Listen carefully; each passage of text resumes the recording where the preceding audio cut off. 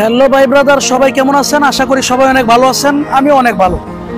আসলে ভাই, আমার এই দিন একটা ঘটনা হয়েছিল। আমার রাস্তার আমার এই অফিসের পাশে আমি দেখছি মোটর সাইকেল গাড়িটা কিন্তু সাইড দেওয়ার পরও মোটর সাইকেল কন্ট্রোল করবার পারে নাই বিধায় পিছিয়ে একটা ছেলে বাইক নিয়ে দিকে আছে, পিছিয়ে একটা ছেলে এত বড় একটা গাড়ি নিয়ে বাইরেছে। আসলে এগুলা গাড়ি কিন্তু বড়দেরই কন্ট্রোল করা অনেক অনেক টাফ হয়ে যায়। এই যে আমার বাইক না, এর সমানই একবারে, এর সমান এত ছোট একটা ছেলে এত বড় একটা বাইক নিয়ে বাইরেছে। প্লাস হয়েছে রিস্কায় কিন্তু সাইড দিছে, সাইড দেওয়ার পরে ডাইরেক্ট মেরে দিছে।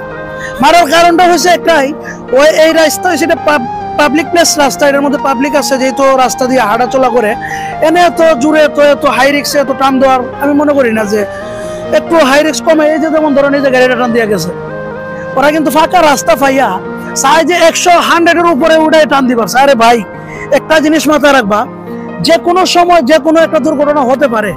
আর একটা দুর্ঘটনা সারা জীবনের কান্না রে ভাই, এটা মাথায় রাখবা। মাথায় রাখা গাড়ি চালাও।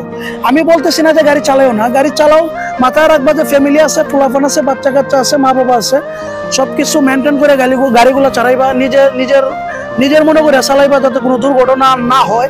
আর দুর্ঘটনা হইলে তো ভাই মনে করেন যে সমস্যা। সবাই একটু সতর্ক হয়ে গাড়ি চালাইবা।